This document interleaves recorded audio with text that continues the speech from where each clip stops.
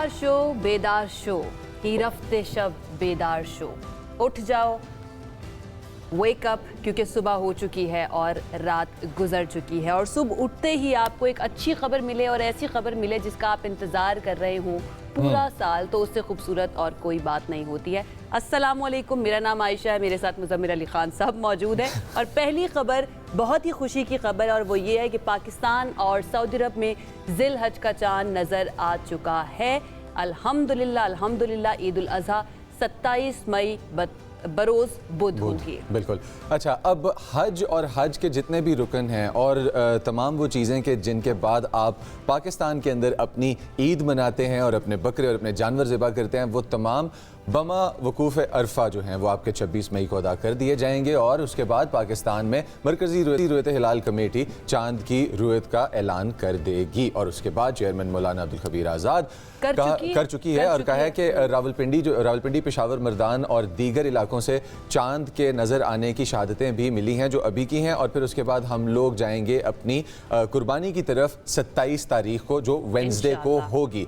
अब इस ईद के ऊपर हम लोगों ने कुछ स्पेशल भी ऑर्गेनाइज किया आप लोगों के लिए, तो शोज़ मत मिस कीजिएगा। हमारी स्पेशल ईद ट्रांसमिशंस जो आयशा और मुजम्मिल लेके आएंगे आप तक, हमारी सारी टीम ने, हमारे प्रोड्यूसर्स ने, हमारे कैमरामैन ने, हमारे ऑर्गेनाइजर्स ने, सब ने मिल के आपके लिए प्रिपेयर किया। तो मुझे बताएं ना, आपने तैयारी कर ली है कुर्बानी वगैरह की? मैंने ऑनेस्टली अभी तक मैंने जानवर नहीं खरीदा। लेकिन मार्केट्स के अंदर सिचुएशन आपने आते जाते देखी? मार्केट्स के अंदर सिचुएशन मैंने आते जाते देखी। अच्छा, सिचुएशन आपको पता ना कि जब ऐलान हो जाता है कि कब ईद होने वाली है, चांद नजर आ जाता है, तो उसके बाद ना काफी ज्यादा गर्मा गर्मी हमें मार्केट्स के अंदर भी नजर आना शुरू हो जाती है और काफी ज्यादा रश भी नजर आना शुरू हो जाता है। लेकिन इस साल क्योंकि हालात थोड़े से कठिन हम कह सकते हैं, महंगाई की वजह से बहुत शिकायतें ये भी आ रही हैं कि शायद हम लोग कुर्बानी ना कर पाए। लोग ये कह रहे हैं कि शायद इस मरतबा हम कुर्बानी ना कर पाए, लेकिन उनका जज्बा अल्लाह ताला तक पहुंच जाएगा क्योंकि ये उन्हीं पर फ़र्ज़ है जो अफोर्ड कर सकते हैं। अल्हम्दुलिल्लाह हमारा मज़हब जो है हमें इतनी इजाज़त देता है, इतनी आसानी देता है कि अगर आप अफोर्ड कर सकते हैं तो कर लें,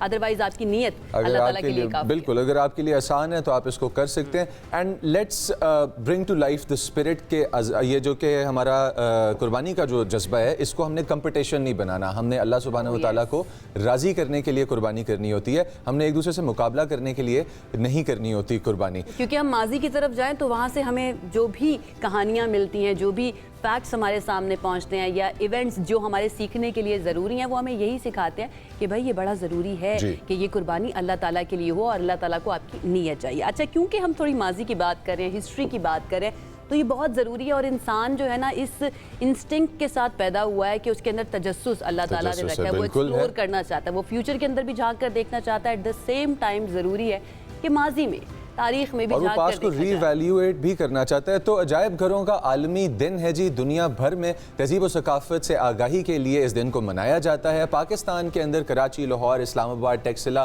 के जो म्यूजियम्स हैं, ये माजी के अमीन भी हैं और यहाँ पे हम लोगों को हमारे कल्चर्स और हमारी सोसाइटी के बारे में बहुत कुछ पता चलता है। हड़प्पा सोसाइटी है हमारे पास, गंदहारा सोसाइटी है हमारे पास और हमारे पास कई इस तरह के मोहनजोदाड़ो सोसाइटी है हमारे पास, और ये वो प्री हिस्टोरिक सोसाइटीज़ और कल्चर्स हैं कि जिनमें हमें medicine, science, culture, music, art, इन तमाम के शवाहिद मिलते हैं। जिसको भुला दिया गया, हम उनके अमीन उस तरह से नहीं बन पाए, उनके कैरियर उस तरह से नहीं बन पाए और उसको एक्सप्लोर करने के लिए भी ना हमें वेस्ट से लोगों की जरूरत पड़ी या वेस्ट के लोग इस तरफ आए और अब वो उसको एक्सप्लोर कर रहे हैं। मैं आपको बात बताऊं, हिस्टोरिकल अवेयरनेस के लिए आपको इवेंट्स ऑर्गेनाइज करवाने चाहिए मेरे ख्याल से। जिस तरह से चाइना के अंदर मैराथन ऑर्गेनाइज करवाया गया ग्रेट वॉल ऑफ चाइना के ऊपर। लवली, बिल्कुल बिल्कुल ठीक बात कह रहे हैं और ये इतनी मजे की इसके विजुअल्स हमारे सामने आए तो हमने सोचा आपके साथ ज़रूर शेयर करें ताकि आपकी याददाश्त के अंदर भी ना महफूज हो जाए कि ग्रेट वॉल ऑफ चाइना के अंदर क्या क्या कुछ होता है और चाइनीज़ गवर्नमेंट क्या क्या कुछ करवाती है।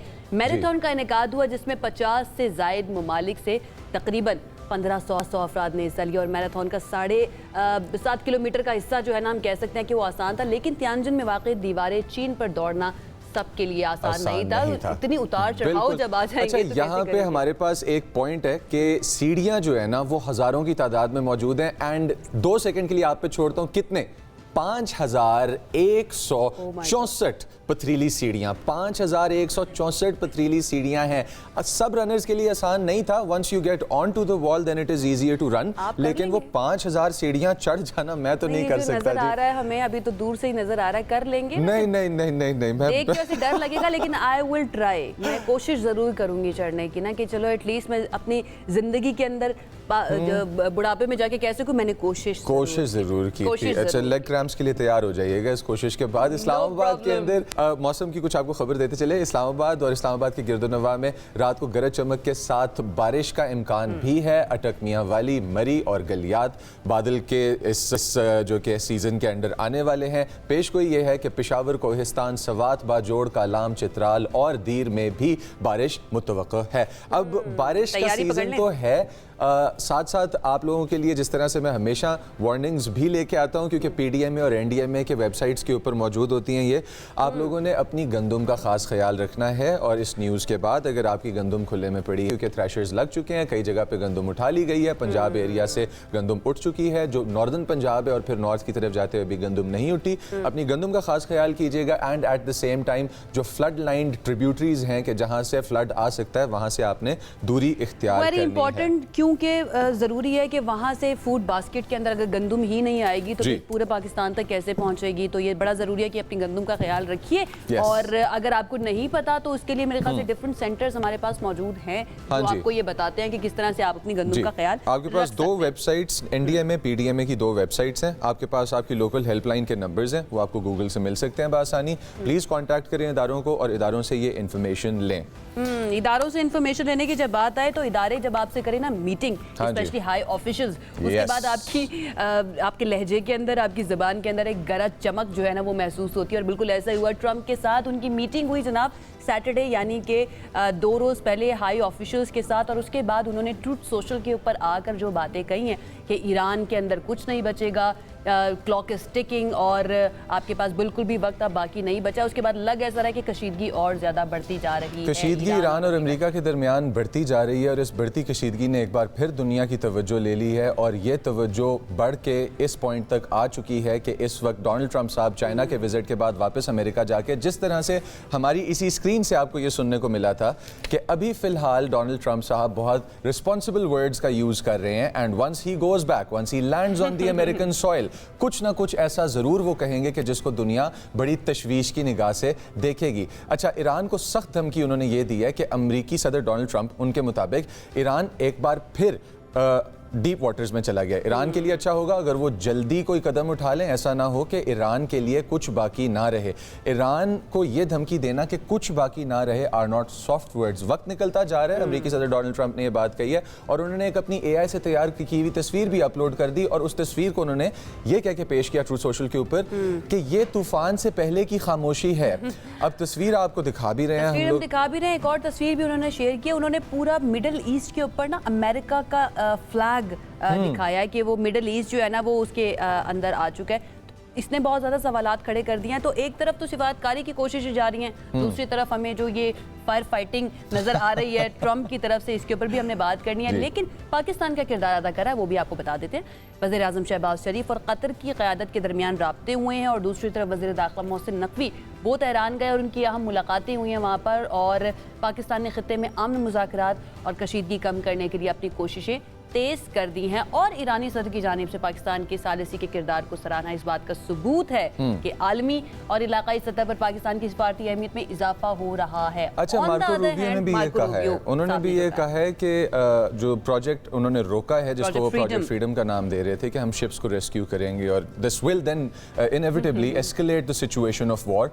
तो उन्होंने ये कहा कि ये पाकिस्तान के कहने पे हमने रोका है। तो पाकिस्तान का कैरेक्टर इसके अंदर कितना बड़ा है, पाकिस्तान का कद इंटरनेशनल डिप्लोमेटिक स्टेज पे कितना बड़ा निकल के आ रहा है, वो सब आपके सामने है। अच्छा, जॉर्ज सलीम साहब हमारे साथ मौजूद हैं, उनकी तरफ चलते हैं और अगेन उनसे ज़रा समझते हैं कि अब हम कहाँ पर खड़े हुए हैं, थोड़ा सा आगे बढ़े हैं या फिर अभी हमारे कदम वहीं पर हैं जहाँ पर हम फ्राइडे को छोड़कर गए थे। अस्सलाम वालेकुम जॉर्ज साहब, कैसे हैं आप? जी अस्सलाम वालेकुम, कैसे हैं आप? अल्हम्दुलिल्लाह बिल्कुल ठीक ठाक। Thank you for joining us. Again वही मेरा सवाल कि क्या हम वहीं पर खड़े हैं हमारे कदम, यानी कि एज अ होल इंसानियत की बात करें, या फिर थोड़ा सा हम आगे बढ़े हैं इस कॉन्फ्लिक्ट को लेकर? जी बिल्कुल, इस कॉन्फ्लिक्ट के हवाले से देखें, अब ये मैं जो समिट हुई है अभी चाइना में, उससे पहले भी कह चुका हूँ कि अब सिचुएशन ऐसी है कि क्योंकि ईरान की साइड से भी सिग्नल्स इस तरह के हैं कि वो ड्रैग कर रहे हैं नेगोशिएशंस को, और अमेरिका की तरफ से प्रेसिडेंट ट्रम्प तो उसको जाहिर है रैप अप करना चाह रहे थे, बिकॉज उसका पॉलिटिकल कॉस्ट बढ़ रहा है, उसका एक इनडायरेक्ट इकोनॉमिक कॉस्ट भी है, और फिर पूरी दुनिया का भी एक इंटरनेशनल प्रेशर है उसमें। उनकी अमेरिका की जो रेपुटेशन है एज अ सुपर पावर, वो भी एट स्टेक है। तो अब लेकिन ईरान की तरफ से भी जाहिर है वो समझते हैं कि अगर वो ये इसको ड्रैग करेंगे तो उनको शायद बेहतर टर्म्स मिलेंगे कि लेकिन मैं कह चुका हूं कि वो एक हाई रिस्क स्ट्रेटजी है। अब बज़ाहिर तो आपको एक तरफ से ब्लस्टर नजर आता है, एक तरफ से ब्रावाडो नजर आता है, लेकिन उसमें साथ ही साथ मिसकैलकुलेशन का चांस अब बढ़ता जा रहा है। अब आपने सही कहा कि ये कशीदगी का अब जो चांस है वो या इम्कान है वो पहले से ज्यादा हो गया है। इसमें पाकिस्तान की डिप्लोमेसी तो आम है ही, और देखिए उसका फायदा अभी तक ये है, जाहिर है मुज़ाकरात भी हुए, बिलवास्ता मुज़ाकरात अभी भी चल रहे हैं, ये अहम है। साथ ही साथ ये भी अहम है कि सीज़फायर जैसा भी है होल्ड कर रहा है। ठीक है, अभी आज ही हमें इतलात ये भी मिली हैं, सऊदी अरब में, यूएई में वो रिपोर्ट्स कर रहे हैं कि वहां पे फिर कुछ स्ट्राइक्स हुई हैं मिसाइल्स की या ड्रोन्स की। लेकिन उसके बावजूद ये सीज़फायर जो है, प्रोजेक्ट फ्रीडम भी चला, उसमें आपस में इनकी जो है स्ट्राइक्स भी हुई, ईरानियन साइड से फास्ट पोर्ट्स तबाह हुई, उधर से मिसाइल्स फेंके गए, उसके बावजूद सीज़फायर होल्ड कर रही है। लेकिन इसका मतलब ये नहीं है कि ये इंडेफिनिटली इसी तरह सिचुएशन चलेगी। जो है अगर ये बात आगे नहीं बढ़ती मुज़ाकरात की, या ये जो इनके मामलात आपस में, जिसमें मैं कह चुका हूँ कि न्यूक्लियर का मसला सबसे ज्यादा अहम है। अब ईरान इसको लेवरेज करना चाह रहा है अपनी ये अपनाए हुर्मस पे जो उन्होंने ब्लॉक किया हुआ है, लेकिन उसको अमेरिका ने ब्लॉकेट के जरिए उसको थोड़ा न्यूट्रलाइज तो पहले ही कर दिया था। अगर इस बात को इस तरह से कहा जाए कि ईरान के लिए, फॉर ईरान, आबनाए हुर्मुज़ और न्यूक्लियर इशू जो इनका है वो एक बराबर वेट रखता है, ये बात सही होगी या गलत? देखिए, मैं ये समझता हूँ कि ईरान अगर ये समझता है कि वो अपना हुर्मस को लेवरेज, जो कि वो उनकी लग रहा है उनकी स्ट्रेटजी कि अपना हुर्मस को वो लेवरेज करके तो न्यूक्लियर इशू पे कंसेशंस ले सकते हैं या उसको मौखर कर सकते हैं, ये उनकी स्ट्रेटजी नजर आ रही है, तो वो शायद मुमकिन नहीं होगा। देखिए, अब ईरान से इस किस्म की बातें आ रही हैं कि जी हम इस पे टोल लेना शुरू कर देंगे, बल्कि उसका अब वो सिर्फ टोल की बात नहीं कर रहे, वहां पे तो इस किस्म की स्टेटमेंट्स भी आ रही हैं कि वहां से जो इंटरनेट केबल्स गुजर रही हैं, ये अपने हुर्मुज़ के नीचे जो समुंदर है वहां पे, ये तो उससे क्योंकि उनके भी टेरिटोरियल वाटर्स हैं उस तरफ, एक तरफ, और दूसरी तरफ ओमान के हैं, तो कह रहे हैं कि उस पर भी हम चार्ज करेंगे, हम उस पर भी टैरिफ्स लगा देंगे, क्योंकि वो सारी जो बड़ा सपोर्ट ईरान को हासिल था वो चाइना का था। और अभी जो लास्ट विजिट हुआ है ट्रम्प का चाइना में, उन्होंने एक इस बात पर इत्तेफाक किया कि वहां से कोई टोल टैक्स नहीं होना चाहिए। चाइना ने इत्तेफाक किया मोटिवेटेड है। आपको लगता है कि खाली ईरान अपने इस फैसले को इम्पोज कर सकता है पूरी दुनिया के ऊपर, या उन शिप्स के ऊपर जो वहां से गुजर रहे होते हैं, अकेला कर सकता है वो? देखिए, चाइना का तो बड़ा प्रिंसिपल स्टैंड है, बड़ा सूली मौकफ है, और सारी दुनिया का मौकफ ही है।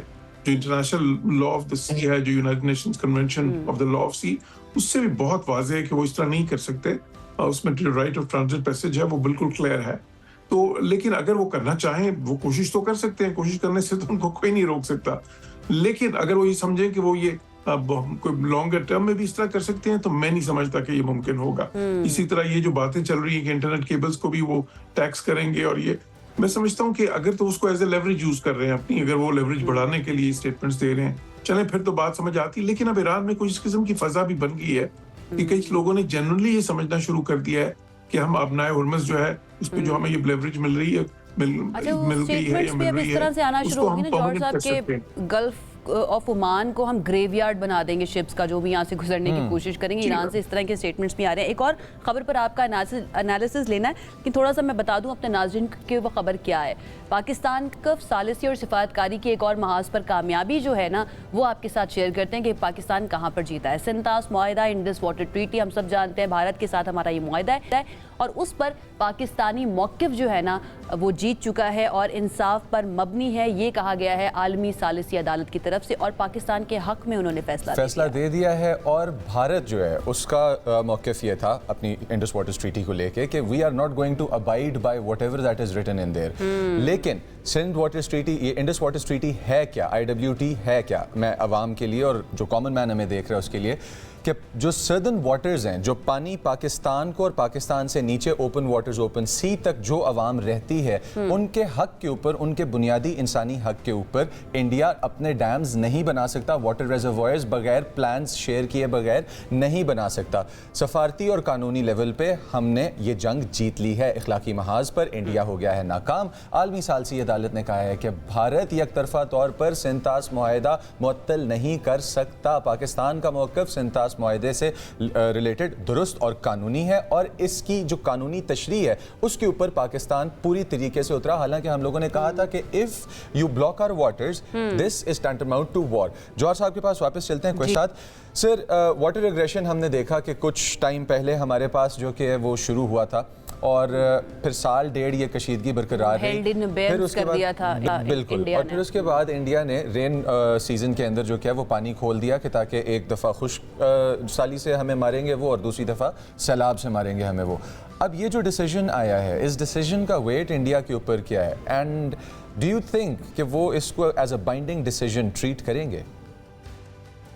देखें, वो इसको बाइंडिंग डिसीजन तो ट्रीट नहीं करेंगे क्योंकि वो इंटरनेशनल लॉ की परवाह नहीं करते और जाहिर है इससे पहले भी वो जो कह चुके हैं जब हेल्ड इन अबेंस थे, वो इवन जो हेल्ड इन अबेंस की बात थी वो भी बिल्कुल इलीगल थी। ना उस ट्रीटी के अंदर कोई इस किस्म का मैकेनिज्म है, ना इंटरनेशनल लॉ में इस किस्म की गुंजाइश है और जो इंटरनेशनल रूलिंग्स हैं उससे पहले भी कई आ चुकी हैं जिसमें ये वाज़ेह है कि वो नहीं कर सकते। लेकिन फिर देखें, इंटरनेशनल लॉ एक ऐसी चीज़ है कि मुल्क जो है ना उसको मानते हैं कई बार और कई बार नहीं मानते, डिपेंड करते हैं मुल्कों की अपना उनकी ताकत क्या है।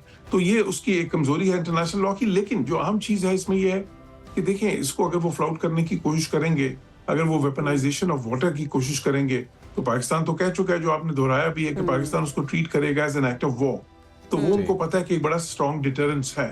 और फिर दूसरी चीज ये कि उनको ये भी सोचना पड़ेगा कि सिर्फ ये तो नहीं है कि वो अपर राइपेरियन, अगर ठीक है इंडस वाटर्स ट्रीटी में वो अपर राइपेरियन है, लेकिन कई दूसरे मामलात में, लेकिन चीन के साथ, बांग्लादेश के साथ, वहां पे वो लोअर राइपेरियन भी है। तो अगर वो एक जगह पे स्टफ आउट करेंगे तो फिर दूसरी जगह पे उनको भी मसला हो सकता है। तो इसलिए मेरा ख्याल है कि वो इस इशू को पाकिस्तान पे प्रेशर डालने के लिए इस्तेमाल करना चाहते थे मैक्सिमम, और जो है ना, और उसमें वो फिर वो इंटरनेशनल लॉ की इतनी परवाह पास्ट में, माजी में तो नहीं करते रहे। लेकिन साथ ही साथ ये भी है कि हम, जो पाकिस्तान कह भी चुका उस पर, कि हमने सिर्फ ये नहीं देखना कि उनका मौकफ क्या है, हमने ये देखना कि उनके एक्शंस क्या हैं। और जब उनके एक्शंस इस किस्म के होंगे जिससे हम समझेंगे कि वो जो पाकिस्तान का मुफाद खतरे में डाल रहे हैं, तो फिर उस पे हम रिएक्ट करेंगे बिल्कुल in terms of national interest react करना। और जिस तरह के स्टेटमेंट्स भी आ रहे हैं ना उनके आर्मी चीफ की तरफ से, तो लगता है ऐसा है कि इस पे कुछ ना कुछ होगा और एक स्ट्रॉन्ग स्टेटमेंट पाकिस्तान की तरफ से भी जाएगा। लेकिन जॉर्ज साहब, thank you so much, always lovely to have you on the show. Thank you so much हमें ज्वाइन करने के लिए। ये जो मामला है इंडिया पाकिस्तान का, इंडस वाटर ट्रीटी का, एंड एक और मामला जो इंडिया और पाकिस्तान से रिलेटेड है जिस पर ISPI की तरफ से स्ट्रॉन्ग रिएक्शन दिया गया, इस पर हमने बात करनी है। लेकिन एक ब्रेक की तरफ जाते हैं, ब्रेक से वापस आएंगे तो कंटिन्यू करेंगे। Stay with us.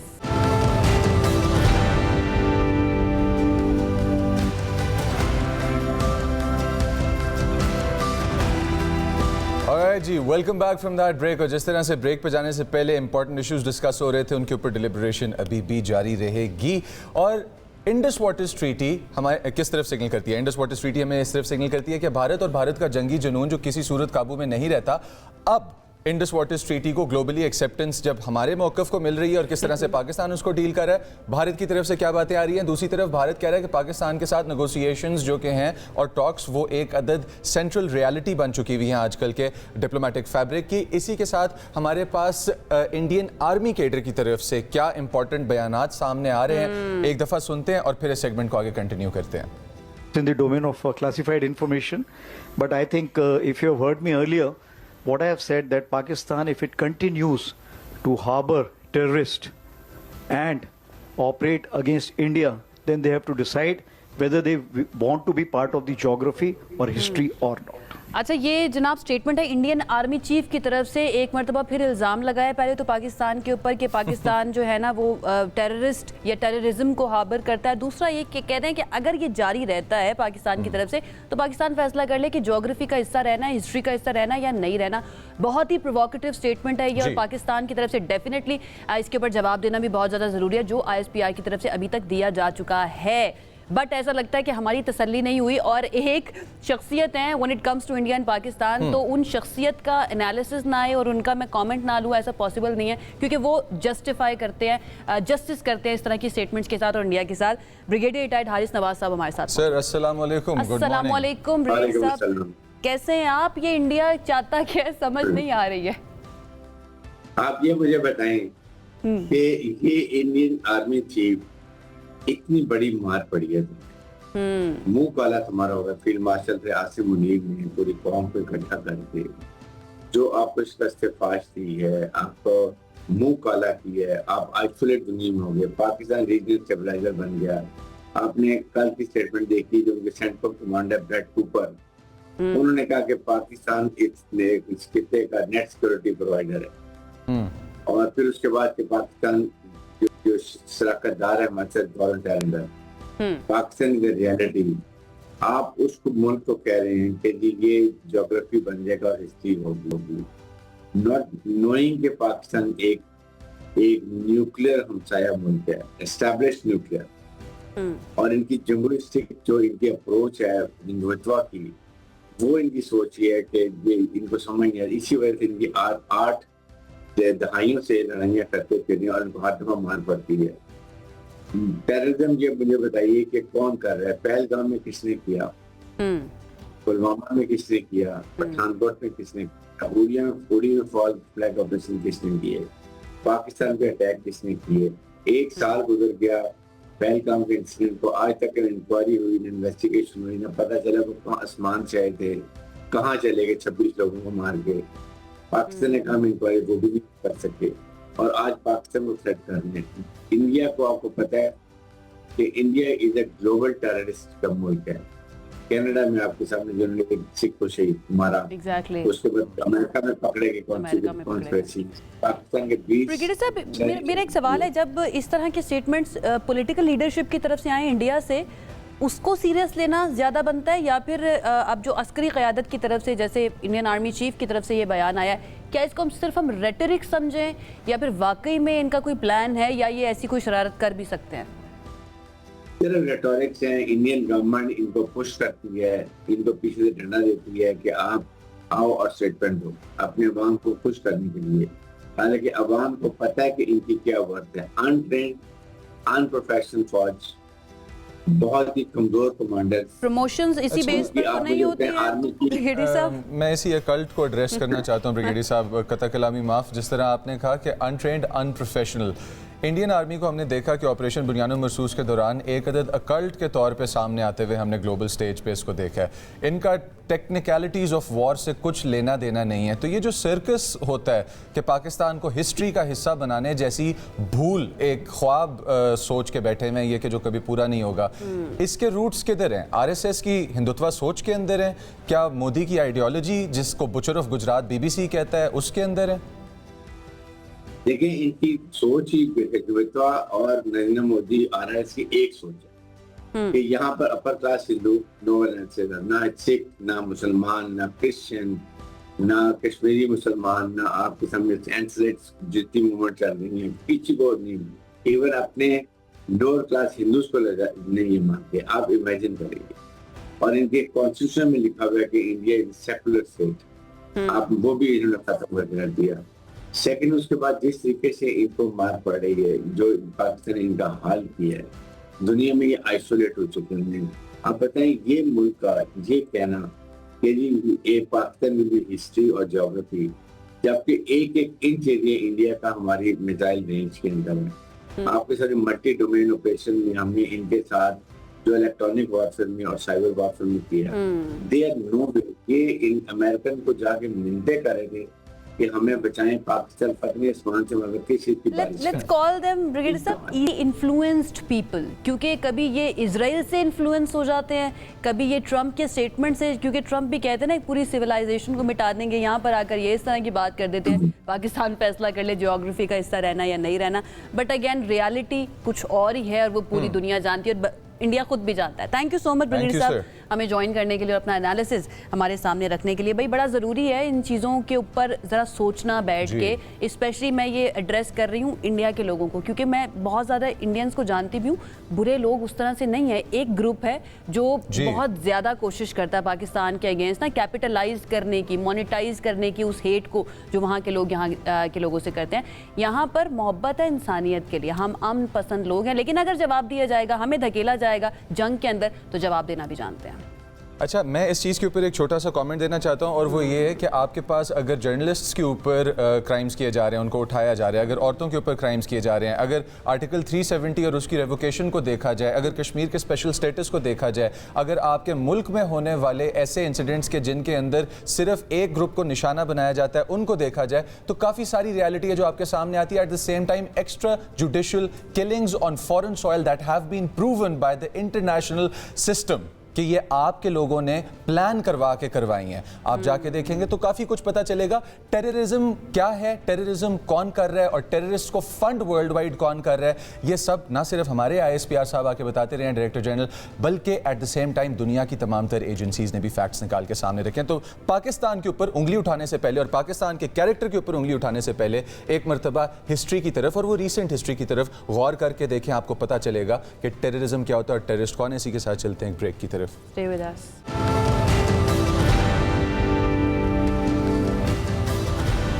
ब्रेक के बाद आपको खुश आमदीद कहते हैं जनाब। अब कुछ बात कर ली जाए क्रिकेट की, लेकिन क्रिकेट से पहले बड़ा ज़रूरी है उन लोगों की बात करना जो क्रिकेट और क्रिकेट एनालिसिस, क्रिकेट की खबरें हम तक पहुंचाते हैं, उनको रिकग्नाइज करना भी बहुत ज़्यादा ज़रूरी होता है। And finally government of Pakistan की तरफ से रिकग्नाइज किया गया है ऐसी ही एक शख्सियत को जिनको आप अक्सर देखते हैं हमारे शो का हिस्सा बने हुए, अपने एनालिसिस दे रहे होते हैं स्पोर्ट्स के ऊपर, क्रिकेट के ऊपर, और मेरे तो बहुत ही फेवरेट है मोही शाह साहब हमारे साथ इस वक्त स्टूडियोज के अंदर मौजूद हैं।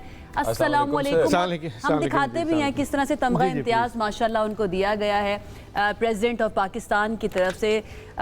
बहुत मुबारक हो। सो नाइस ऑफ यू जी, और बड़ा अच्छा लगता है जी कि जब आप इतना अरसा एक प्रोफेशन में रहे हों और अपना ऑनेस्टली आपने प्रोफेशन को परस्यू किया हो, काम किया हो, हार्ड वर्क किया हो, और फिर आपको रिकग्निशन मिले, ये मैं कहता हूँ कि एक आपकी बड़ी ज़्यादा इंकरेजमेंट होती है। How does it feel? तमगा, एक पाकिस्तान का तमगा, नेशनल अवार्ड सीने पर बहुत सजाना। देखें, ये एक एजाज़ ऐसी चीज़ होती है कि शायद ये किसी चीज़ से बहुत बड़ी चीज़ होती है। आपको कुछ और चीज़, मतलब मैं नहीं समझता कि इसके सामने कोई और चीज़ है, क्योंकि वो आपको वो फ्रूट मिलता है, वो जो आप हार्ड वर्क कर रहे होते हो। जिस तरह मैं तकरीबन ऑलमोस्ट 4 डिकेड्स ना हो जी, मैं 87 में मैंने ये प्रोफेशन शुरू किया। उम्रें नहीं है जी जी जी, आपके नहीं होगी, बिल्कुल नहीं। यकीन करें 87 से I started my profession with the मुस्लिम।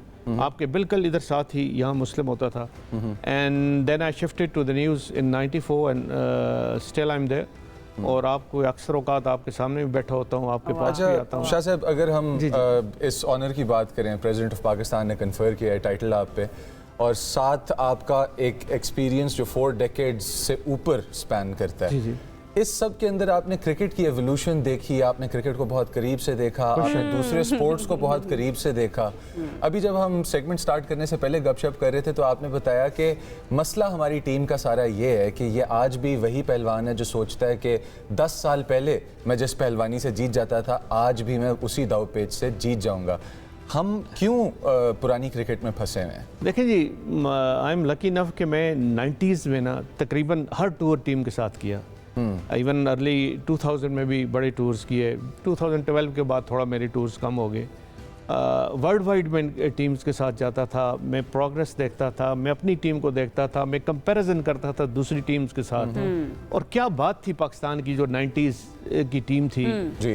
मतलब है कि आपने वर्ल्ड कप 92 में तो जीता, उसके बाद भी ऐसे क्लास के आपके पास प्लेयर होते थे। और 99 का वो वर्ल्ड कप मुझे याद है कि आप बिलीव करें कि वो हम अनलकी थे कि हमने 99 का वर्ल्ड कप जीता नहीं।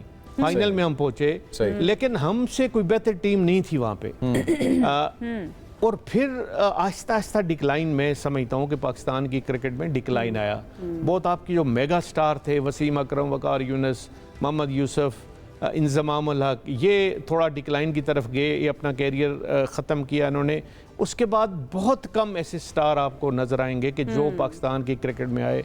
मासवाया आप देखें, अब बाबर आजम है, वो एक मेगा स्टार आप उनको कह सकते हैं। अच्छा, ऑनेस्टली शाह लेकिन- साहब, जी, एक जी। चीज़ मैं ऐड करना चाहूँगी। अगर हम मैंने वो डेफिनेटली 90s वाली क्रिकेट नहीं देखी है, लेकिन आप टीवी के ऊपर देख सकते हैं। जी बिल्कुल। उस वक्त हमें अपने क्रिकेटर्स के अंदर जो कॉन्फिडेंस, जो अग्रेशन नजर आता था, आज की लॉट के अंदर हमें वो कॉन्फिडेंस भी आयशा, नजर नहीं आता मैं है। चाहता हूं कि पहले व्यूअर्स को बताते चलें कि ये जो क्वेश्चन आपका है, इस क्वेश्चन के बैक एंड पे सवाल का पीछे जो हमारा अग्रेशन है वो क्या है कि पाकिस्तान की क्रिकेट टीम एक बार फिर बांग्लादेश के खिलाफ जो है वो हमें दबाव का शिकार नजर आई है। अब ये दबाव का शिकार किस वक्त नजर आई है, ये हमें दूसरे टेस्ट मैच में कौमी टीम अपनी पहली इनिंग्स के अंदर जिस तरह से 232 रन्स बनाकर ऑल आउट हो गई है, ये हमें वहां पे नजर आई है। कोई भी खिलाड़ी ऐसा नहीं है कि जिसने बहुत बड़ी इनिंग्स खेली हो, जिसने बहुत रन्स कंपाइल कर लिए हों, जिसने बहुत ज़्यादा बॉल्स फेस की हों। बाबर आजम ने कोई थोड़े से रन्स बनाकर जो कहना वो मुज़ाहमत थोड़ी सी शो की है अपनी, लेकिन इसके अलावा आई डोंट थिंक कि कोई और ऐसा क्रिकेटर है कि जिसने पिच पे आके परफॉर्म किया। इससे पहले मैच में बांग्लादेश ने अपनी टीम जो कि थी वो उनकी ऑल आउट हो चुकी थी और वो तकरीबन 200 से ऊपर जाके ऑल आउट हुई है सारी टीम। 278 रन उन्होंने बनाए थे, 278 रन उन्होंने बनाए लिटन थे। दास ने बड़ा जबरदस्त परफॉर्म जी, किया था। जी, जी। पहला टेस्ट हम हार गए बांग्लादेश के अगेंस्ट, दूसरे टेस्ट में हमारी ये हार हो चुकी है। तो देखें जी, ये what is दूसरा going on? टेस्ट ही हम पहला टेस्ट ही नहीं आ रहे, हम लगातार तीसरा टेस्ट आ रहे हैं बांग्लादेश से। और हमारा एक देखें स्टैंडर्ड, मैं आपसे बात वही कर रहा था कि एक स्टैंडर्ड था कि हम बांग्लादेश को क्लब लेवल से ज़्यादा की टीम नहीं समझते थे और हम इस तरह इससे जीतते थे कि इनिंग से जीत गया, 200 रन से जीत गया, 250-300 रन से जीत गया। फिर क्या हुआ कि हर टीम ने डेवलपमेंट की, हर टीम इतनी ज़्यादा इम्प्रूव हुई कि जिसका अंदाज़ा कोई नहीं है। हम वहीं एक स्टैंडर्ड हमारा वही मेंटेन रहा, हमने इम्प्रूवमेंट, ना पर्सनल इम्प्रूवमेंट हुई ना टीम की इम्प्रूवमेंट हुई। देखिए एक पर्सनल इम्प्रूवमेंट होती है कि एक प्लेयर कहता है, शहनशाह अफरीदी कहते हैं जी कि मैंने मैच विनर बनना है, मेरे में पोटेंशियल है, मैं जिस तरह आया था, जिस तरह मुझे रेट किया गया था कि I was day time almost build as a true match winner. वो सब कह रहे थे कि इसने जाके पाकिस्तान को टेस्ट मैच भी जिताने हैं, वनडे भी जिताने हैं, लेकिन वो अपने आप पे इतना ज़्यादा एफर्ट करके अपनी वो अपने आप पोटेंशियल को ना वो आप 80-90% तक लेके नहीं गए, वो वही 50-60% पे रुके हुए हैं और वो समझते हैं कि बस T20 खेल लो, थोड़ा सा शोशा हो जाए, फन क्रिकेट हो जाए। बाबर आजम के जो 68 रन है उनके बारे में कुछ हमें बताएं ना, इनसाइट दें कि एक जगह बाबर आजम आते हैं और आके इस तरह परफॉर्म करते हैं कि हम लोग T20 में उनको कहते हैं जी किंग बाबर वापस आ गया, कम बैक हो गया, और फिर उसके बाद एकदम से 68 रन को हम मुज़ाहमत काउंट कर रहे हैं। तो देखिए मैंने उनकी इनिंग देखी, खेले बहुत अच्छा हैं, जो 68 रन खेले हैं वो बहुत अच्छा खेले हैं। हालांकि जिस पे आउट हुए हैं वो बड़ी लूज शॉट उन्होंने खेली है, वो बाबर लाइक शॉट नहीं थी जिस पे वो आउट हुए हैं। लेकिन ये जरूर लग रहा है कि बाबर अब रन्स करेंगे, वो बाबर पुराने जो बाबर आपको, हाँ ही इज बैक, वो पुराना आपको बाबर जो बीच में 2-3 साल 4 साल का गैप आया जिसमें वो स्कोर नहीं कर सके, इंटरनेशनल क्रिकेट की बात कर रहा हूँ, वो मेरा ख्याल दौर उनका गुजर चुका। अच्छा, बहुत स्पेकुलेशंस बाबर आजम के बारे में की गई कि जी बुरा टाइम आ जाता है, बैड लक आ जाती है। ये frankly as a cricket fan मैं इन नजूमियों वाली बातों में एग्री नहीं करता। स्पोर्ट्स एक ऐसी चीज़ है कि अगर आपने ट्रेन नहीं किया of the field, on the field आप परफॉर्म नहीं कर पाएंगे। अगर मेंटली आप तैयार नहीं है तो आप आगे नहीं उस तरह से देखिए एग्जैक्टली ये बात आपकी बिल्कुल ठीक है। ये जो बैड पैच आता है ये ऑल ऑफ अ सडन नहीं आता, आपकी कोई सुस्ती की वजह से आता है। आप बीच में कोई इतना ज्यादा बड़ा गैप आप वो रेस्ट कर लेते हैं या किसी और चीज में कंसंट्रेशन आपकी चली जाती है जिससे वो बैड पैच आपका एक्सपेंड हो जाता है। अगर बैड पैच आ गया, कोई थोड़ा बहुत आप टाइमिंग नहीं कर सक रहे हो बाल के, या आपका कोई मसला आ गया, तो उसका सिर्फ एक हल है कि ज़्यादा से ज़्यादा आप डोमेस्टिक लेवल पे चले जाएं और क्रिकेट ज़्यादा से ज़्यादा खेलें। इवन क्लब क्रिकेट में भी अगर आप क्लब क्रिकेट जाके खेलें जो हर वीकेंड पे होती है, शायद वीक में 3 दिन आपको बड़े अच्छे क्लब के मैचेस आपको मिल सकते हैं। इवन बड़े से बड़ा प्लेयर भी अगर क्लब क्रिकेट में चला जाए और क्लब जाके खेले, उसका वो बैड पैच और उसका वो जो एक वीक पॉइंट है वो उसको रिकवर कर लेगा और वापस जब इंटरनेशनल क्रिकेट में आएगा बहुत अच्छा खेलेगा। अच्छा शाह साहब, ये हमने डॉक्टर नुमान भी हमारे साथ थे चंद रोज़ पहले टेस्ट मैच के ऊपर, उनसे भी मैंने सवाल किया था, आपसे भी मैं करना चाहूँगी, हमने स्पेशलिस्ट क्यों ऐड नहीं किए हैं इस टीम के अंदर? दूसरा ये कि हमने नए डेब्यू करवाया, जैसे अजान का करवाया है, अब्दुल्ला का करवाया है, स्पेशलिस्ट होते तो ज़्यादा बेहतर नहीं होता इसके? देखिए जी, नहीं देखिए, सिलेक्शन में प्रॉब्लम है, इसमें कोई शक नहीं। सिलेक्शन में अब खुरम को आपने, खुरम शहजाद की बात कर रहा हूँ, खुरम उसको पहला मैच आपने नहीं खिलाया, अब सेकंड मैच में वो आपका हाईएस्ट विकेट टेकर है इस वक्त। मतलब इसका मतलब है अगर पहले मैच में होता जहाँ पे आपको पता है ज़्यादा अच्छी पिच थी बॉलर के लिए, तो वहाँ इसका एक रोल बड़ा अच्छा होता।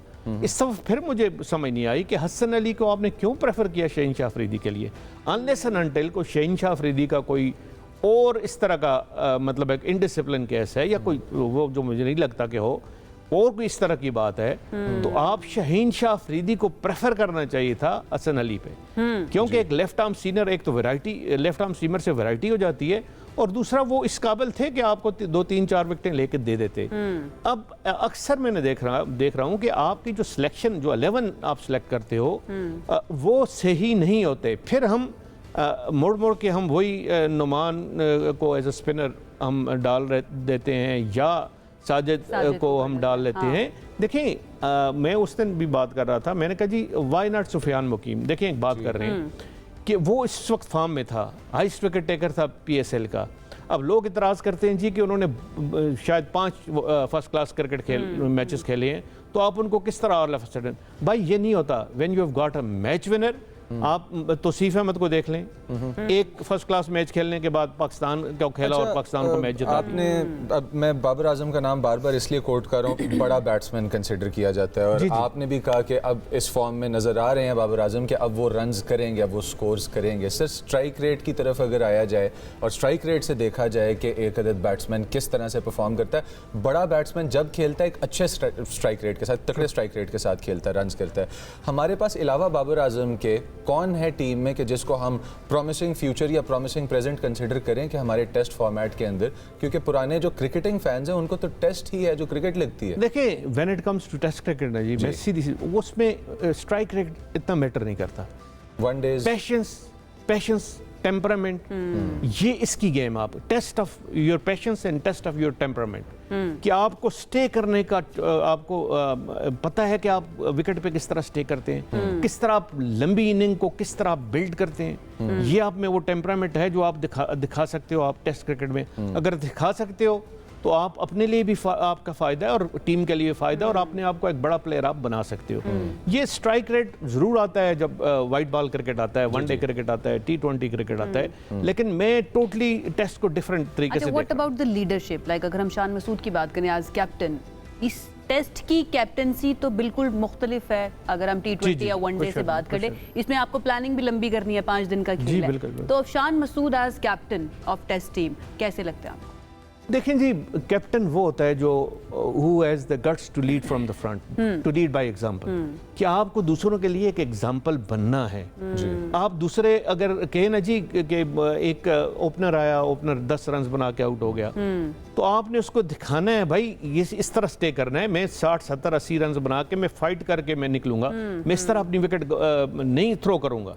लेकिन वो चीज़ जब मैं देखता हूँ, और शान ने 45 टेस्ट खेले हुए हैं, 30 की एवरेज से रन बनाए हुए हैं, मुझे नहीं लगता कि is a good candidate for captaincy or good candidate to lead the team. Thank you so much. Thank you. Then again, congratulations on the conferment. एक ब्रेक की तरफ जाते हैं. Stay with us. ब्रेक के बाद आपको खुशामदीद कहते हैं। अब हमारी खबरें जो है ना थोड़ी ईद वाली होना शुरू हो जाएंगी, क्योंकि ईद का चांद नज़र आ चुका है और अब सब के घरों में तैयारी हो रही है कि भाई अब कुर्बानी क्या करनी है, हमने गाय करनी है या फिर हमने बकरा करना है या हमने ऊँट करना है। और इसी सिलसिले में मुल्क के मुख्तलिफ, अच्छा दुम्बा भी किया जा सकता है। आई लव दुम्बा बाय द वे, उसका जो टिक्का होता है ना वो बहुत मज़े का होता है। मुख्तलिफ शहरों के अंदर मवेशी मंडियाँ भी सज चुकी हैं और हमने भेज दिया अपने अपने नुमाइंदगान को उन मंडियों के अंदर कि ज़रा हमें बताएं वहाँ पर इस वक्त चल क्या रहा है। तो पहला शहर हम कहाँ जा रहे हैं? हम कराची जा रहे हैं। गयासुद्दीन हमारे साथ मौजूद है, रूहानी तौर पर जिस तरह आयशा ने कहा है, तो रूहानी तौर पर अस्सलाम वालेकुम गयासुद्दीन, कैसे हैं आप? वालेकुम सलाम। फिजिकली मैं आपको सलाम भेज रहा हूँ और मौजूद हूँ, तो आप मेरा सलाम कबूल करें। अच्छा जी, वालेकुम अस्सलाम। Well taken. अच्छा, क्या हिसाब किताब चल रहे हैं वहाँ पे? प्राइसेस किस तरह से हैं? क्योंकि यहाँ पे तो बहुत अजीबो गरीब कीमतें नज़र आ रही हैं। एक ही तरह का बकरा 45,000 का और उसी तरह का बकरा 1,45,000 का।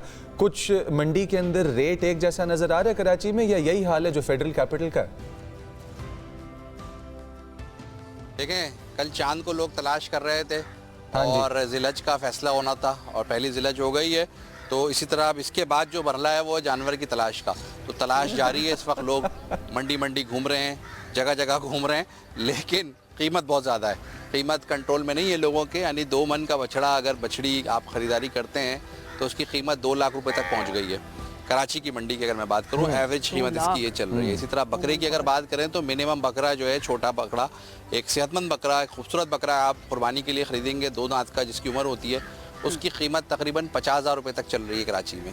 इसी तरह दुम्बे की अगर कीमत की बात करें तो दुम्बा जो है एक खूबसूरत और मुनफरद जानवर है जो हर घर के बच्चों को भाता है। बच्चे उसके साथ खूब खेल कूद करते हैं। कुर्बानी का जानवर होता है। उसकी कीमत चूँकि वो वज़न में ज़्यादा होता है और उसका उम्र का भी हिसाब होता है, तो उसकी कीमत तकरीबन जो है 50,000 और मिनिमम जो है आपको 40,000 हमें के आपकी दरमियान मिल जाएगा। रिक्वायरमेंट्स में जो पहली दुम्बा। चीज है ना, तो इसी रियाज को तरह पता चल गई कि जानवर खूबसूरत होना चाहिए। जानवर खूबसूरत होना जानवर चाहिए, खूबसूरत होना चाहिए। मैं चाहूंगी जरा आप मंडी में मौजूद है तो जरा दिखाइए हमें। बैकग्राउंड में तो हमें नजर आ रहा है, लेकिन किसी से बात करके कुछ जानवर जरा दिखाइए किस तरह के हैं। खूबसूरत जानवर आपकी नजर में कौन सा है वहाँ पर, जरा ये दिखाइए। बिल्कुल, मैं दिखाने की कोशिश करता हूँ। सलमान को बताता हूँ मैं। सलमान कैमरा में आपको दिखाएंगे। ये आपको जानवर नज़र आ रहा है, पंजाब नस्ल का जानवर है। ये बछड़ा आपको सामने नज़र आ रहा है। कम से कम 3.5-4 मन का बछड़ा है जो आपको मेरे राइट दाएं जानिब नज़र आ रहा है। इसी के पीछे आप देखेंगे सिंध की ब्रीड है। सिंध की ब्रीड का जानवर है ये। पीछे लाल कलर में जो खड़ा है, एक कलर का जो जानवर होता है वो सिंध की ब्रीड में नज़र आता है। और ये देख रहे हैं आप, भारी भरकम बछड़े हैं। इसी तरह ये छोटी छोटी बछड़ियाँ और बछड़े आपको इस वीडियो में नज़र आ रहे हैं। ये भी बताइए ना, मुख्तलिफ अक़साम के। अब जनाब ये बछड़ा जो सामने खड़ा है, इसकी कीमत 2,50,000 रुपये यानी 2.5 लाख रुपए मांगी जा रही है। कीमत इसकी ये डिमांड की जा रही है। तो अब जब ज़ाहिर निगोशिएशन करेंगे आप और उसके बाद कीमत कमी करेंगे, बात करेंगे, तो ये तकरीबन 1,90,000 तक आपको जो है ये जानवर मिलेगा। अच्छा, ये मेरे बाएं जानिब मैं सलमान को कहूँगा, ये है जी बड़ा जानवर। ये आपको नज़र आ रहा है। इसकी कीमत इस वक्त जो है 6 लाख रुपए डिमांड की जा रही है। और आप इसका वज़न देखें, इसकी खूबसूरती देखें। ये घर का पला हुआ जानवर है और इस पर ख़र्चा भी बहुत आया है। ज़ाहिर सी बात है, जो व्यापारी हैं उनका ये कहना है कि हमारे पास इसकी खुराक का, इसकी वैक्सीन का ख़र्चा आया है, तो ज़ाहिर है बहुत ज़्यादा इसकी कीमत डिमांड की जा रही है। इसके पीछे एक बछड़ा आप ये देख रहे हैं काले रंग का, इसकी कीमत जो है तकरीबन 4 लाख के करीब डिमांड की जा रही है। तो वज़न के अतबार से, गोश्त की कीमत के अतबार से जो मार्केट में चल रही है वो डिमांड की जा रही है। व्यापारी यहाँ पर मौजूद हैं जो जानवर फरोख्त करने के लिए आए हैं। उनका ये कहना है कि उन्होंने बड़े पैसे इन्वेस्ट किए इसके अंदर। लेकिन रियाज खरीदार हैं यहाँ पे मंडी के अंदर जो अरेंजमेंट्स हैं, यहाँ पे आमदोरफ्त किस तरह है, खरीदारों की आमदोरफ्त किस तरह है? देखें, 2 चीज़ें हैं। आज तो वर्किंग डे है जी। गर्मी सबसे बड़ा इम्तिहान ले रही है लोगों का। गर्मी उन्हें आने नहीं दे रही है मंडियों में। सबसे पहली बात, शाम का जब ठंडा टाइम होता है तो उस वक्त वो आने को तरजीह देते हैं ख़रीदारी के लिए। दूसरी अहम बात कि लोगों की जो क़ुव्वत ख़रीद है वो बहुत ज़्यादा मुतासिर है। यानी अगर एक आम आदमी की ख़रीदारी है, उसने 1.5 लाख रुपए का जानवर ख़रीदना है, तो इस वक्त उसकी कीमत जो है 2 लाख रुपए तक चली गई। यानी 50,000 रुपये का फ़र्क आ गया। यानी 1-2,000-3,000 का फ़र्क नहीं है। तो जानवर की ख़रीदारी काफ़ी मुश्किल हो गई है एक आम ख़रीदार के लिए जो कुर्बानी की नियत करता है। लेकिन चूँकि ये कुर्बानी इस वक्त सुन्नत इब्राहिमी अदा करनी है, ज़िलहज का महीना है, इसमें लोगों ने ये फ़रीज़ा अंजाम देना है, तो इसी हवाले से वो लाजमी ख़रीदारी करते हैं और कोशिश करते हैं, ढूंढते हैं, एक से दूसरी जगह, दूसरी तीसरी जगह पे जाते हैं और वो मंडी में जाकर अपनी मनपसंद जानवर को ख़रीदारी करने में कामयाब हो जाते हैं। तो लोगों का जो एक गहमा गहमी और एक रश की कैफियत होती है ना, जो चांद नज़र आने के बाद हम देखते थे कि मार्केटों में लाइन लगी होती थी ख़रीदारों की, वो अब कैफियत आपको नज़र नहीं आ रही। उसका सबसे बड़ा रीज़न जो महंगाई है और दूसरा सबसे बड़ा रीज़न जो कराची में है वो टेम्परेचर बढ़ने की वजह से, शिद्दत में इजाफा होने की वजह से घरों में जो जानवर बांध रहे हैं वो बीमार भी हो रहे हैं, परेशान भी हो रहे हैं लोग। तो उस वजह से लोग अवॉइड कर रहे हैं कि भाई इतना जल्दी जानवर ना खरीदें, क्योंकि पूरे 10 दिन बाकी हैं। हर साल आते हैं रियाज, क्या इस साल जानवरों में भी कमी है जो मार्केट में आए हैं? नहीं, ऐसा कुछ भी नहीं है। जानवरों की जो डिमांड है वो पूरी हो रही है और ख़रीदारों की जो ज़रूरत है वो पूरी हो रही है। जानवर पूरे आ रहे हैं मार्केट में। पंजाब का स्टॉक भी आ रहा है, सिंध का भी आ रहा है। देखिए, दूसरा बड़ा फैक्टर जो इस वक्त जो आलमी जंग चल रही थी हमारी ईरान और अमेरिका की, उसकी वजह से अफगानिस्तान जो जानवर जाता था वो रुक गया है। तो हमारी मुल्की एक्सपोर्ट की अगर हम बात करें, मुल्की एक्सपोर्ट का 2% जो है एक्सपोर्ट होता है जानवर, तो वो जानवर रुक गया है। तो अब वो जानवर जब रुक गया है, एक्सपोर्ट नहीं हो पा रहा, लीगल तरीके से जो भी तरीके से होता था वो जानवर, तो उसका असर मार्केट पर नज़र आ रहा है और उसका प्रेशर मार्केट पर नज़र आ रहा है। तो जानवर ज़रूरत से ज़्यादा मार्केट में नज़र आ रहा है। ये जो मंडी है, मैं लियारी में खड़ा हुआ हूँ और लियारी एक कदीम इलाका है कराची का और यहाँ पर ये मंडी इतनी बड़े पैमाने पर आबाद नहीं होती थी। लेकिन आप देख सकते हैं मेरे राइट और लेफ्ट दोनों साइड पर आपको जानवर ही जानवर नज़र आ रहे हैं। तो इसका यही है कि व्यापारी इस मंडी पर आ गए हैं और यहाँ पर आके अपने जानवर फरोख्त कर रहे हैं, कोशिश कर रहे हैं कि वो ठीक इनके है। जानवर जल्द से जल्द फरोख्त हो जाएं। कुछ व्यापारी मुझे ऐसे मिले जो बकरे फरोख्त करने आए थे, उनके बकरे काफ़ी सारे फरोख्त हो गए, जानवर फरोख्त हो गए। तो बस जल्द से जल्द यानी छोटा स्पीड का जानवर गेम है, जरा तेजी से फरोख्त हो रहा है, बड़ा जानवर जो है ना अब लोग जरा सोच समझ के खरीद रहे हैं क्योंकि महंगाई बहुत ज्यादा हो गया। Thank you so much. Thank you. Ghiasuddin हमारे साथ मौजूद है। इसी के साथ वक्त हुआ जाता है एक शॉर्ट ब्रेक का। See you on the other side. This segment is brought to you by Chuktai Lab.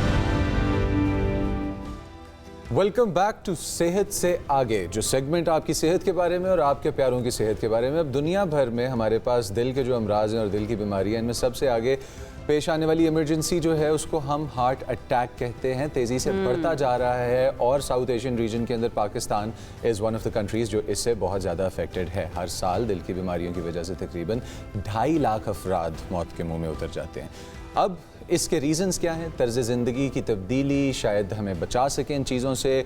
गैर मुतवाज़न ग़िज़ा हमें झोंक देती है इस तरह के मसाइल के अंदर। जहनी दबाव हमारे दिल पे प्रेशर डालता है और वर्जिश का ना होना अपनी जगह, गलत तरीके से वर्जिश का करना अपनी जगह और फिर उसके दौरान सप्लीमेंट्स का यूज़ अपनी जगह। इसके साथ साथ कोलेस्ट्रॉल जैसे प्रॉब्लम्स ऐसे हैं कि जो हमें एथरोस्क्लेरोसिस, आर्टीरियोस्क्लेरोसिस, ये हमारे दिल के शरियानों की बीमारियाँ होती हैं कि जिनके अंदर चर्बी का जम जाना और इस तरह के कई ऐसे प्रॉब्लम्स कि जिनकी तरफ हम गौर नहीं करते। इस तमाम इशू को अगर हम रैप अप करें और इसको डिस्कस करें कुछ ऐसे क्वेश्चंस के साथ कि जो हिट करते हैं नेल को उसके हेड के ऊपर, तो हमारे पास doctor Hijab Batool, head of research and consultant pathologist from Chughtai labs मौजूद हैं और आप इनको हमारी स्क्रीन पे देखते भी रहते हैं। सबसे पहले मैम को करते हैं गुड मॉर्निंग। डॉक्टर साहबा अस्सलाम वालेकुम। और हार्ट प्रॉब्लम्स और हार्ट अटैक्स आपको क्या लगता है कि एक बहुत इमरजेंसी सिचुएशन नहीं इख्तियार कर गए पाकिस्तान में? बिल्कुल बहुत इमरजेंसी सिचुएशन इख्तियार कर गया है और सबसे ज़्यादा अलार्मिंग बात यह है कि पहले हमारे एक माइंडसेट में होता था कि 50 प्लस और 60 ईयर्स 70 ईयर्स में ये डिज़ीज़ सामने देखने में आती है कि जिनकी फैमिली हिस्ट्री भी पॉजिटिव। अभी आपने काफ़ी कॉजेज़ बता दिए हैं कि फैमिली हिस्ट्री पॉजिटिव होना, सेडेंट्री लाइफस्टाइल है, एक्सरसाइज ना करना, स्ट्रेस है, कुछ फैक्टर्स अवॉइड किए जा सकते हैं और कुछ नहीं अवॉइड किए जा सकते, जिसमें फैमिली हिस्ट्री है और जेंडर है, जैसे मेल जेंडर में ज़्यादा है और जो कुछ लाइफस्टाइल है वो तो चेंज किए जा सकते हैं। तो हमने ये देखा है और आपने भी ये देखा होगा कि यंग एज में ये चीज़ें बहुत सामने आई हैं, जैसे 25-30 ईयर्स और सडन जो है ना डेथ्स सामने आई हैं, देखने में आई हैं। तो ये बहुत अलार्मिंग है और पाकिस्तान में ये चीज़ इसलिए ज़्यादा है क्योंकि पाकिस्तान में आप देख रहे होंगे, हमने डायबिटीज़ के बारे में भी बात की थी, डायबिटीज़ की परसेंटेज भी बढ़ रही है, ओबेसिटी की परसेंटेज भी बढ़ रही है। लोग आउटडोर एक्टिविटीज़ की बजाय इंडोर रहने को ज़्यादा पसंद करें, लाइफस्टाइल सारा दिन ऑफिस में बैठे रहना, स्ट्रेस बहुत ज़्यादा है, कोई ऐसी ये आउट नहीं है कि आप अपना स्ट्रेस ज़्यादा खारिज कर सकें। तो वो क्या होता है कि वो इकट्ठा होना शुरू हो जाता है। अगर आपकी हर घर में आप देखें किसी ना किसी इंसान को हार्ट डिजीज़ होगी लाजमी। तो सडन कार्डिक डेथ्स और जो कार्डिक डिजीज़ है इन यंग एज में, तो फिर हम लोग अलार्म हुए, हम लोगों ने कहा कि कोई स्टेप लेना चाहिए। तो आज का जो हमारा सेगमेंट है वो इसी उसमें कि इसी कॉन्टेक्स्ट में है कि हार्ट डिजीज़ की अवेयरनेस, उसकी रिस्क असेसमेंट कैसे की जाए। राइट अच्छा डॉक्टर हिजाब, एक चीज़ आई डोंट नो आप इस पे कितना अग्री करेंगी मेरे साथ। हमने एक चीज़ बड़ी नॉर्मल कर ली है कि हमने स्ट्रेसेस को और नॉर्मल जो हमारी डाइट है वो हम सब जानते हैं किस तरह की होती है, उसको बहुत नॉर्मलाइज कर लिया। स्ट्रेस बहुत ज़्यादा हो रहा है, परेशानी बहुत ज़्यादा हो रही है तो इट्स फाइन, ज़िंदगी ठीक चल रही है, उसको हम उतना सीरियस समझते नहीं है। अल्टीमेटली वो सब कुछ एक्यूमुलेट होकर हमारे दिल के ऊपर अफेक्ट करना शुरू कर देता है एंड आप हार्ट पेशेंट बन जाते हैं। इस चीज़ पे हमें कितना ज़्यादा सोचना चाहिए या कितना इनिशिएट करना चाहिए कॉन्वर्सेशन को कि भाई अगर आपको स्ट्रेसेस हैं तो उससे निकलना भी बहुत ज़्यादा ज़रूरी है, उसको नॉर्मलाइज मत करें। ऑलरेडी एक तो नेशनल लेवल के ऊपर भी हमारे ऊपर काफ़ी स्ट्रेसर्स आ रहे होते हैं, इसके बारे में आपकी क्या राय है? इसकी आप बिल्कुल सही कह रही हैं, बिल्कुल सही बात है। अच्छा अगर मैं बात करूं कि ये जो खामोशी से ये दिल का जो डिजीज़ है, हार्ट डिजीज़ है, ये सामने आती है, बिल्कुल हमें लग रहा होता है हमारी नॉर्मल लाइफ चल रही है, बिल्कुल ठीक है, हम ऑफिस जा तो रहे हैं, काम तो कर रहे हैं, हमारा स्ट्रेस हम मैनेज तो कर रहे हैं, लेकिन वो मैनेज नहीं हो रहा होता, पाइलअप हो रहा होता है, स्ट्रेस लेवल ज़्यादा है, हार्मोन्स ख़राब हो रहे हैं और जो हमारी डाइट है कि हम कुछ लोग स्ट्रेस ईटिंग भी बहुत ज़्यादा करते हैं। My father died due to sudden cardiac arrest. बिल्कुल सुबह ऑफिस गए हैं एंड शाम को ही वॉज नो मोर। वो अब ये चीज़ कभी नहीं भूलेगी और ये चीज़ आई एम श्योर किसी ना किसी फैमिली में जिसमें भी ये एपिसोड हुई है वो उनकी ज़िंदगी में ट्रॉमा बनेगा।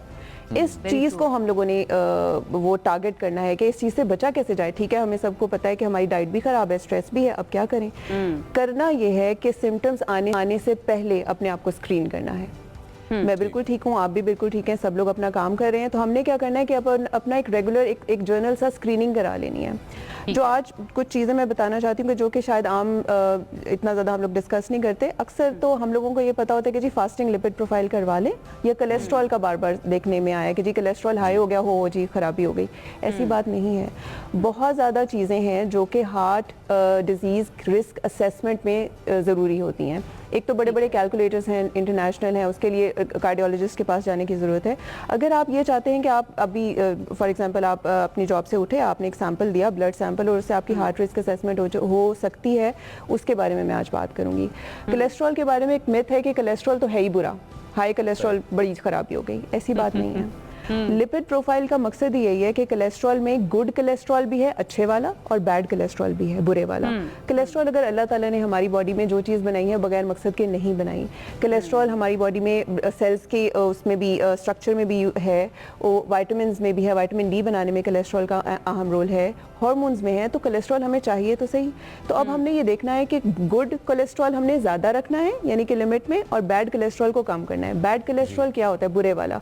वो हार्ट अटैक कब होता है कि जब जो हार्ट की जो वेसल्स हैं वो कंस्ट्रिक्ट हो जाती हैं, नैरो हो जाती हैं, उसमें लिपिड, चिकनाई, इन्फ्लेमेटरी सेल्स और डेब्री वगैरह वो ज़्यादा जमा हो जाता है। वो जब नैरो होंगी तो हार्ट को सप्लाई नहीं होगी, ब्लड सप्लाई नहीं मिलेगी, ब्लड सप्लाई नहीं होगी तो हार्ट अटैक यानी कि नेक्रोसिस, इस्कीमिया वगैरह ये सामने आएगा। ठीक है। बैड कोलेस्ट्रॉल को मैंने कम करना है, गुड डॉक्टर कोलेस्ट्रॉल को ज़्यादा। एक सवाल मैं आपसे पूछना चाहूंगी। आपने कहा कि एक सेहतमंद बंदे को भी अपनी स्क्रीनिंग करवानी चाहिए, and I completely agree with you. अगर स्क्रीनिंग के बाद कुछ ऐसे सिम्टम्स आपको फील होना शुरू हो जाएं या आपके टेस्ट में आ जाएं कि ये जो है ना दिल की बीमारी की तरफ जा रहा है मामला, तो क्या ऐसे स्टेप्स हैं जो लिए जा सकते हैं जिससे आप अल्टीमेटली उस लेवल पर ना जाएं जहां पर खुदा न खास्ता आपको बाईपास करवाना पड़े या फिर कोई दूसरी सर्जरी की तरफ जाना चाहिए? क्या दवाइयों से या डिफरेंट थेरेपीज से भी ठीक किया जा सकता है? बिल्कुल बिल्कुल बिल्कुल बिल्कुल इसी तरफ मैं आ रही थी कि ये लिपिड प्रोफाइल तो हो गई। चुगताई लैब ने इस चीज़ को करने के लिए, केटर करने के लिए एक स्पेशल हार्ट प्रोफाइल जो है ना वो हम लोगों ने लॉन्च की है। बेसिक हार्ट प्रोफाइल और advanced heart profile, heart health profile है बेसिकली। लिपिड प्रोफाइल का सबको पता है। कुछ नई चीज़ों को मैं नाम लूँगी जिसका मैं थोड़ा सा कॉन्सेप्ट बताऊँगी। एपो ए, एपो बी, लाइपोप्रोटीन ए, CRP, HbA1c और लिपिड प्रोफाइल तो है ही है। एपो ए, एपो बी, लाइपोप्रोटीन है। आई एम श्योर कि आप लोगों ने पहले नहीं सुने होंगे या शायद सुने भी हो तो ज़्यादा गौर नहीं किया होगा। ये बेसिकली कंपोनेंट्स होते हैं अच्छे ये गुड और बैड कोलेस्ट्रॉल के। मैं इनको अपने मरीजों को ऐसे याद करवाती हूँ कि A फॉर अच्छा, B फॉर बुरा। बहुत एक जर्नल टर्म है लेकिन उनको याद रह जाता है। अब जो LDL है इसे बैड कोलेस्ट्रॉल, एपो बी उसका पार्ट है, एपो ए जो है अच्छा है वो HDL का पार्ट है। अब मरीज बिल्कुल ठीक होगा और बड़ी हैरानी की बात है कि उसकी लिपिड प्रोफाइल भी बिल्कुल ठीक होगी, कोलेस्ट्रॉल भी बिल्कुल ठीक होगा, लेकिन ये जो नए मार्कर्स हैं ये एकदम से स्पाइक कर जाएंगे। बिल्कुल वो ये बहुत ही अर्ली मार्कर्स हैं। अब पेशेंट आ गया, लिपिड प्रोफाइल बिल्कुल ठीक है, एपो ए, एपो बी, लाइपोप्रोटीन ए ये हाई आ गए हैं, तो इसका क्या मतलब है कि पेशेंट को बिल्कुल परेशान होने की ज़रूरत नहीं है। इसका मतलब है कि कंग्रेचुलेशंस, आपने बहुत अच्छे टाइम के ऊपर अपनी रिस्क असेसमेंट कर ली है। इसका मतलब है कि अगर 10 लोग हैं उन शायद 8 लोगों को इतना रिस्क ना हो, आपको ज़्यादा रिस्क है। अब रिस्क के लिए हमने परेशान नहीं होना, बिल्कुल भी घबराना नहीं है, बहुत ईजी है। इसका मतलब है कि डैमेज होने से पहले मुझे पता चल गया कि मुझे ज़्यादा रिस्क है। जैसे मैं अपनी बात करूँ तो मेरी फैमिली में डायबिटीज़ है, मेरा लाइपोप्रोटीन है, मुझे ज़्यादा रिस्क है। करना क्या है? अब सिंपल चीज़ें मैंने अपनी, अगर एक्सरसाइज नहीं मैं करी, एक्सरसाइज लाजमी करनी है, हाई फाइबर डाइट लेनी है। मैंने फुल फ्रूट्स का, जूसेस नहीं, full fruits, high fibre vegetables का ज़्यादा इस्तेमाल करना है। स्ट्रेस को अपनी ज़िंदगी से निकालना है। जान है तो जहान है, राइट?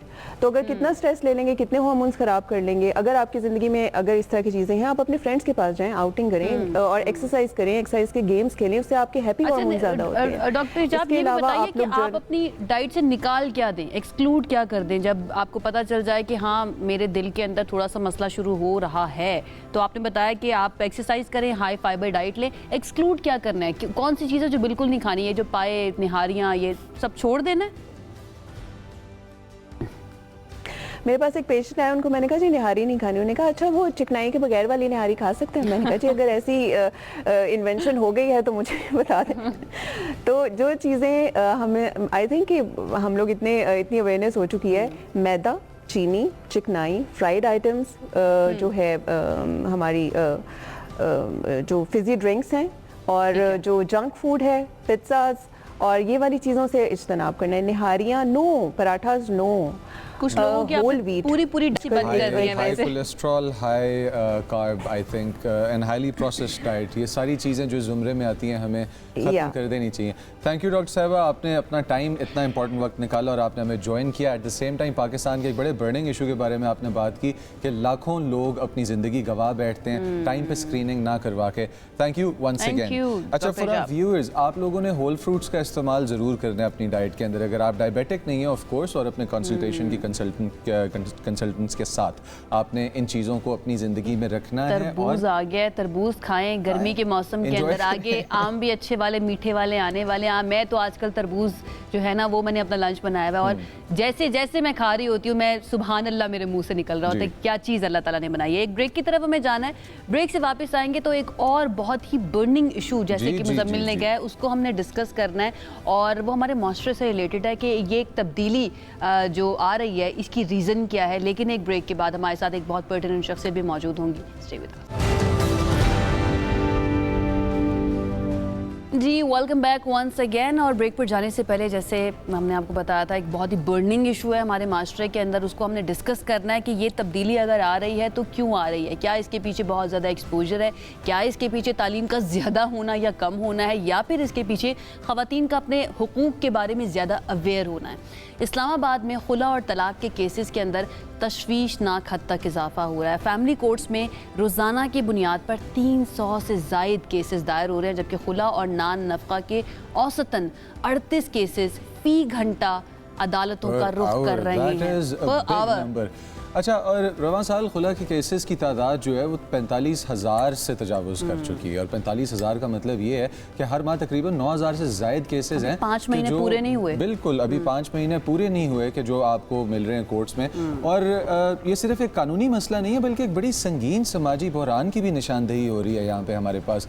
क्यों हो रही है ये, क्या वजह है? माहिरीन के मुताबिक रोज़गार एक प्रॉब्लम है, मंशियात का इस्तेमाल एक प्रॉब्लम है, फिर उसके बाद मंशियात की तरफ बढ़ता हुआ रुझान, ये पार्टीज़, कल्चर्स, यहाँ पे सोशलाइजेशन होती है, सोशल इशूज़ होते हैं, घरों के अंदर प्रॉब्लम्स आ जाते हैं। क्या ये चीज़ें प्रॉब्लम कॉज कर रही हैं, या फिर फाइनेंशियल हेल्थ कमज़ोर होना किसी एक पार्टनर की दोनों में से, ये इस चीज़ का बेस बन रहा है? अब इस इशू को अगर हम एड्रेस नहीं कर रहे तो हम हिपोक्रेसी कर रहे हैं अपनी ही सोसाइटी के साथ।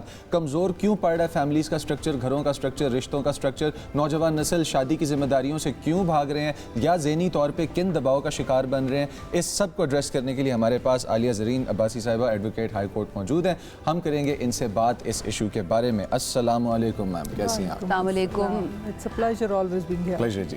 बिल्कुल ऐसे ही। अच्छा आलिया, हम वो जनरेशन है जेन ज़ी जिन्होंने अपने पेरेंट्स की मैरिजेस भी देखी और हमने उनकी बातें भी सुनी हुई हैं कि भाई हमारे अब्बा अम्मा कहती थी हमारे अब्बा ने शादी करके भेजा तो कहा बेटा वहाँ से जनाजा ही निकल कर आएगा, वही तुम्हारा घर है।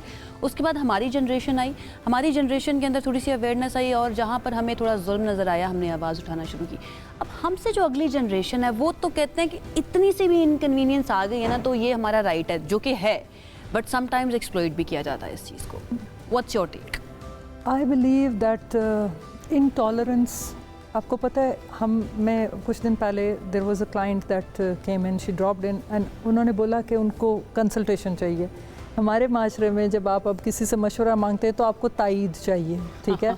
पेड कंसल्टेंसी में खातून का ख्याल ये था, जो उन्होंने रीजंस असाइन किए, तो मैंने उनसे कहा कि यार अभी शादी को सिर्फ 3 माह हुए हैं और मैं नहीं समझती हूँ कि इस बुनियाद पर खुला लेनी चाहिए। तो उन्होंने कहा कि जी जो मशवरे आप मुझे दे रही हैं तो मेरे घर में माँ मौजूद है, all that I want is like आपको हमने पे किया है, आप खुला दायर कर दें। प्रॉब्लम उस माइंड सेट का है और मुझे लगता है शायद हम कहीं तरबियत में, शायद हमारी माएँ हमारी तरबियत में वो बैलेंस मौजूद था कि जिसमें हमारी ये कोशिश थी कि आप घर को भी चलाएं, आप बाहर जाके आप जितने भी पावरफुल हैं, जब आप घर पर आते हैं वापस तो आप हम्बल हैं, आप अकोमोडेटिंग हैं। अगर हस्बैंड गुस्सा कर रहा है तो बीवी थोड़ा सा टॉलरेट कर ले, अगर बीवी बहुत गुस्से में है तो husband. That's how family structure, और मेरा ख्याल है पूरे पाकिस्तान का या पाकिस्तान का एक जो अपना कल्चर है, इसका जो एक पूरी दुनिया देखकर हैरान होती है कि हमारी फैमिलीज कितना। अली साहब, आपने इतने केसेस देखे अपने करियर के अंदर, आपने लोग देखे, लोगों से बात की, बाकी लोगों के ओपिनियंस को जानना, और फिर उसके बाद माइंड के अंदर जानना एक चीज़ है कि जो आपके ओपिनियन में से पता चला कि ताईद चाहिए उनको एक प्रॉपर कंसल्टेशन नहीं चाहिए। जी। ये नंबर्स जो आ रहे हैं सामने, इन्होंने आपको हैरान किया? ये इसलिए ये परेशान कुन है, हैरान से ज़्यादा मेरा ख्याल इसलिए परेशान कुन है कि कहीं हम जो देख रहे हैं, आप जो बात कर रहे थे ना कि इकोनॉमिक्स भी इसको इफ़ेक्ट नहीं कर रही है। अगर फाइनेंशली बहुत अच्छा कपल है तो मैं एक वो देख रही हूँ कि बहुत अच्छा कपल है और विदाउट एनी रीज़न पैरेलल जो रिलेशनशिप रखी जा रही है, चाहे वो मेल की तरफ से और चाहे फीमेल की तरफ से। अब सरप्राइजिंग ये है कि अगर आप पिछले कुछ सालों तक देखें तो ये हमारे पास कंप्लेंट्स ख़वातीन की तरफ से नहीं आती थी। आई थिंक लास्ट में कुछ सालों में मैं देख रही हूँ कि ख़वातीन की कंप्लेंट्स, और वो कहती हैं क्या बुरा किया भाई, क्या है, he was maltreating, he was cheating and his cheating has justified my cheating. जी, और with the kids being there. आप उसका इम्पैक्ट ये सोचिए कि उन बच्चों के लिए क्या है, विच वी ट्राई कि जितना लॉस मिटिगेट करें, क्योंकि एक तो शादी मेरा ख्याल है टूटने का नुकसान हस्बैंड एंड वाइफ को सबसे कम होता है, बच्चों को सबसे ज़्यादा उनकी तबाही हो जाती है। अच्छा, मेरा एक सवाल है, ये जो आपने तलाक के ज़्यादा केसेस या ज़्यादा रुझान देखा है, ये आपने कौन सी जनरेशन के अंदर ज़्यादा देखा है? यंगर लॉट के अंदर ज़्यादा देखा है या फिर मिलेनियल्स जो हैं उनके अंदर भी आपको यही शरह नज़र आती है? आई थिंक ये मिलेनियल्स से बढ़ती यंगर लॉट में तो बिल्कुल टॉलरेंस बहुत कम है, और मुझे ऐसा लगता है कि उनको ये पता भी नहीं है कि it lies within them. They are having this rush of everything which is causing this, you know, immediately जज करना, कोई एक चीज़ देख कर कहना इसको आग लगा दो, इस पे लानत भेजो, is a very you know generic term that is being used these days, जो मुझे लगता है कि ऑफेंसिव है, आप किसी के लिए मुनासिब नहीं है ना। आप ये देखिए, आपका इखलाक आपकी का हथियार है। आप अच्छा बोलेंगे, तलवार के जोर पे इस्लाम नहीं फैला था। They call themselves honest, कि हम honest ज़्यादा है। इन केसेस की जो ज़्यादा शरह है वो बच्चों के बाद या बच्चों से पहले किन कपल्स में ज़्यादा आ रही है? ये आपको मैं एक और चीज़ बताऊं कि कोई गारंटी नहीं है। मैं आपको बता रही हूँ ना कि बच्चों के बगैर वाले भी जो है वो उतने ही तंग हैं, और बच्चों के साथ वो प्रेशर हैंडल ही नहीं कर पाते। बच्चा मेरी जिम्मेदारी नहीं है, बच्चा इसकी ज़िम्मेदारी है। पोस्टमार्टम जो औरत का डिप्रेशन है वो आदमी समझने से कासिर है। अच्छा, मतलब इतने हैरान कुन बाज़-औक़ात केसेस आते हैं कि वो आप हैरान हो जाते हैं। वो जी 4 महीने हो गए, 6 महीने हो गए शादी के, शी इज़ नॉट कंसीविंग। मतलब यार this is impractical, this is something. और ये वो नहीं कह रहा, लड़का नहीं कह रहा, चलें वो इमेच्योर होगा, उसको समझ नहीं है, उसकी पूरी ससुराली फैमिली इकट्ठे होकर आई है कि देखें जी ये प्रॉपर अपना केयर नहीं करती, ये यूँ नहीं करती, ये यूँ नहीं करती, और इसके घर वाले भी इसको समझाते नहीं है। अच्छा, I would like to take a moment and address what Alia साहिबा हैज जस्ट सेड कि एक इंसान आप 50 लोगों को नहीं समझ सकता। आप 50 लोग एक इंसान को समझने की कोशिश करें तो वो एक ज़्यादा आसान टास्क हो जाएगा, लेबर डिवाइड हो जाएगी और अंडरस्टैंडिंग बेहतर बन जाएगी। With this I would like to come to my next question and that is कि आप जब इन कपल्स को देखते हैं या इन कंप्लेंट्स को देखते हैं, इसके अंदर चलें कुछ तो बहुत ऑब्वियस रीजंस हैं।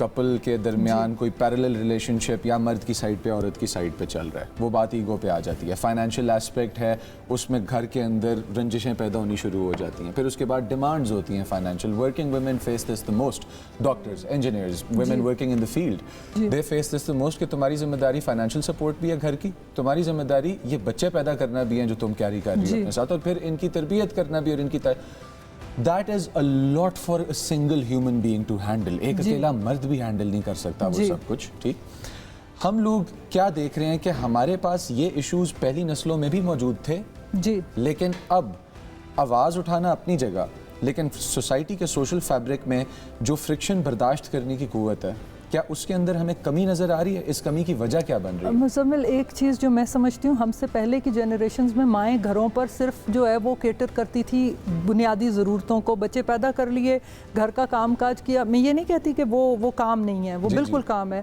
अपने बच्चों को खाना खिलाया एंड दैट इज़ इनफ। मर्द जो कमाता था वो उसके हिस्से में आता था।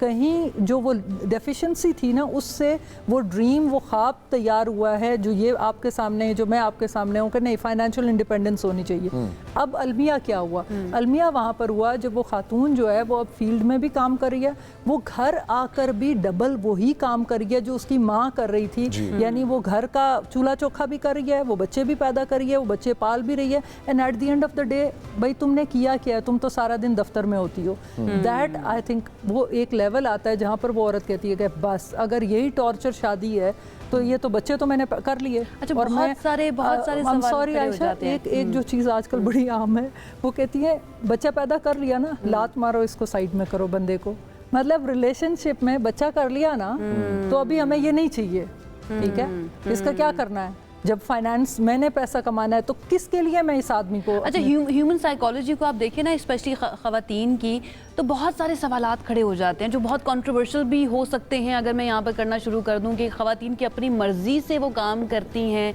एंड देन जब उनको घर के अंदर वो सपोर्ट नहीं मिलती, उनको वो काम भी करना पड़ता है, बाहर का काम भी करना पड़ता है, तो कुछ हद तक ना मुझे मर्द हजरात भी ठीक लगते हैं, अनलेस मर्द जो है ना उनकी हेल्प करना भी शुरू कर दें। अगेन बहुत कंट्रोवर्शियल है तो हम इसकी तरफ नहीं जाते।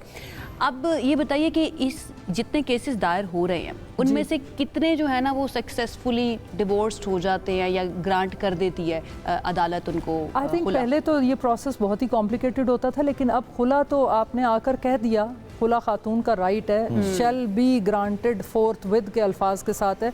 सो she'll be once she is saying that I am not ready to live with this person, मेरा ख्याल है मुश्किल से महीने 2 लगने, महीने 2 भी मैं ज़्यादा कह रही हूँ, अगर दूसरी पार्टी आ जाती है तो ऐसे वो डिसाइड होना है। कितने केसेस जो हैं कि जिनके घर वाले लड़की को चाहे या मना के या फिर लॉयर्स के थ्रू वो वापस ले सकती हैं? आई थिंक जब अदालत के अंदर मैटर चला जाता है तो अनफॉर्चुनेटली आई थिंक ख़वातीन में, मेरी एक क्लाइंट खातून थी, बहुत आई थिंक प्रेस्टीजियस एक अदारे में बहुत सीनियर पोजीशन पे काम कर रही थी, literally she was begging me and कि तुम बात करो, तुम करो, you are convincing, you are persuasive, वो सुन लेगा। And I literally called the guy and I said sir, मतलब वो she is you know she is a human being and she is so much in love and sir please आप इसको reconsider करें। And he explicitly told that he never want to live with her.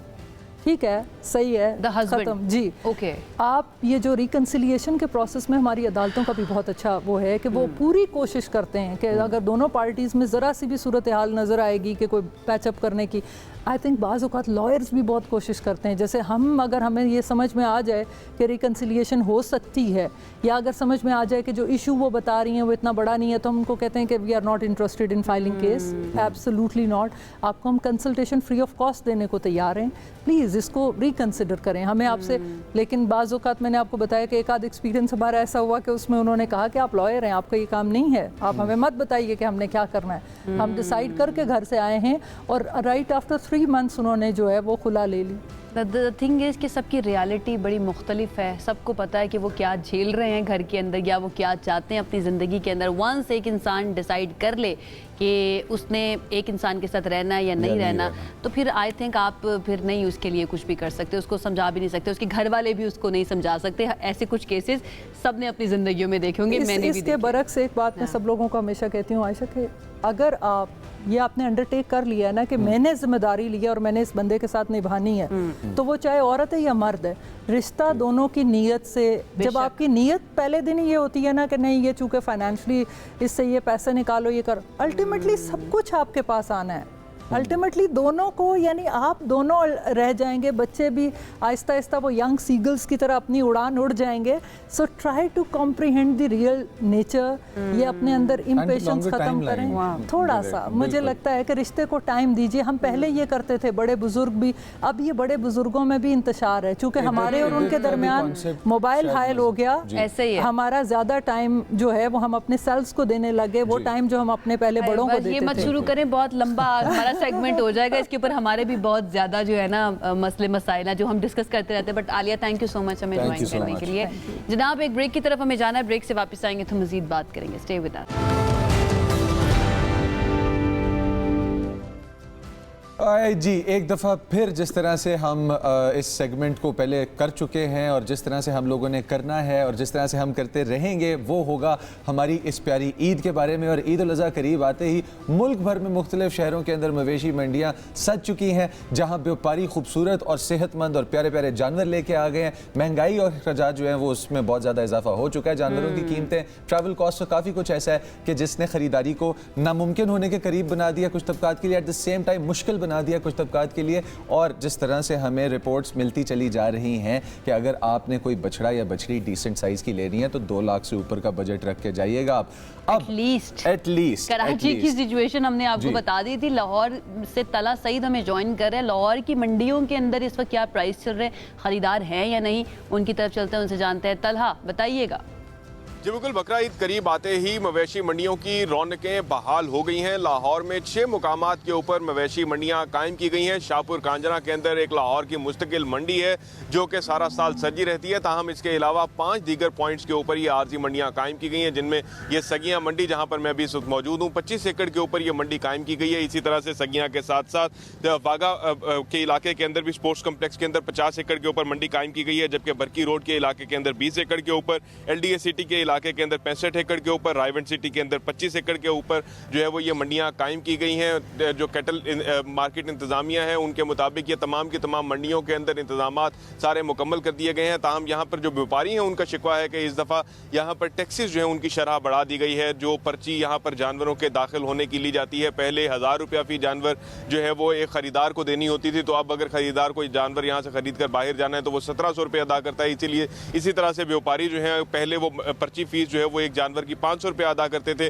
अब उन्हें जानवर जो है वो मवेशी मंडी के अंदर लाने के लिए 1000 रुपया जो है वो इंतजामिया को देना पड़ता है। ताहम इनका कहना ये है कि फीसें जो है वो इस साल बढ़ा दी गई हैं, लेकिन सहूलियात जो है वो उस तरह से नहीं बढ़ाई गई हैं। पानी का इंतजाम जो है वो भी प्रॉपरली मंडियों के अंदर मौजूद नहीं है। दावा तो किया जा रहा है इंतजामिया की जानिब से कि हर जगह के ऊपर पानी मौजूद है, ताहम इनका कहना यह है कि जो पानी फराहम किया जा रहा है उसकी मिकदार उतनी नहीं है कि तमाम के तमाम जानवरों को पिलाया जा सके और यहाँ की ज़रूरत जो है वो पूरी की जा सके। अच्छा आयशा, यहाँ पे तो मुख्तलिफ प्रॉब्लम्स हमें नज़र आ रहे हैं। यूजुअली लोग खरीदारों के बारे में बात कर रहे होते हैं, फीस बढ़ा दी गई है गवर्नमेंट की तरफ से, लेकिन हमें इंफ्रास्ट्रक्चर के प्रॉब्लम्स बता रहे हैं, वो किस तरह सर्विसेज नहीं है मंडियों के अंदर। बहरहाल तो बहुत बड़ी बड़ी मंडी जो स्टेक होल्डर्स देख रहे हैं, प्लीज़ वहाँ पर फैसिलिटीज़ जो है ना वो ठीक की जाए, बड़ा ज़रूरी है। पेशावर में क्या सिचुएशन है, ज़रा उधर चलते हैं और अलिशबा ने हमें ज्वाइन किया है, उनसे जानते हैं कि वहाँ की मंडियों के अंदर क्या सिचुएशन है। Alishba, over to you.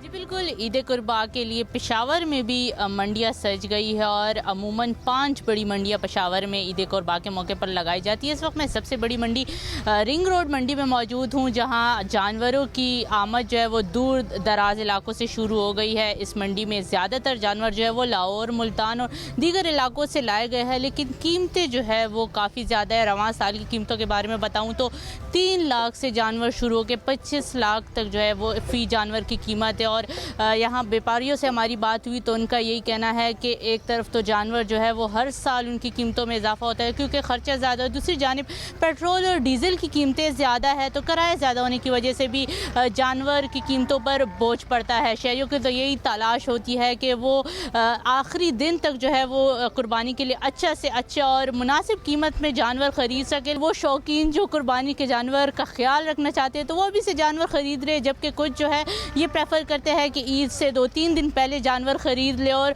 उसको कुर्बान करें। इस तरह के लोग अक्सर नज़र आ रहे होते हैं और मेरे ख्याल से वो सिर्फ पेशावर नहीं, कराची और लाहौर में भी कि ईद लास्ट डे पर जाएंगे और लास्ट डे के ऊपर जाकर ना कुर्बानी का जानवर ले लेंगे और फिर वो ज़्यादा बेहतर रहेगा, इतनी ज़्यादा उसकी खिदमत भी नहीं करनी पड़ेगी और सस्ता भी मिल जाता है। मेरे अब्बू का तो ये एक फिनोमिना, वो कहते हैं सस्ता मिल जाता है बेटा। अच्छा, ईद के दूसरे दिन भी आप कुर्बानी कर सकते हैं अगर आपको मंडी के रेट टूटने का इंतजार है अगर आपको। तो इसी के साथ आज के लिए इतना ही। इंशाअल्लाह ताला सेम टाइम सेम चैनल फिर होगी मुलाकात। आयशा यूसुफ और मुज़म्मिल अली खान को इजाज़त दीजिए। अल्लाह हाफिज़।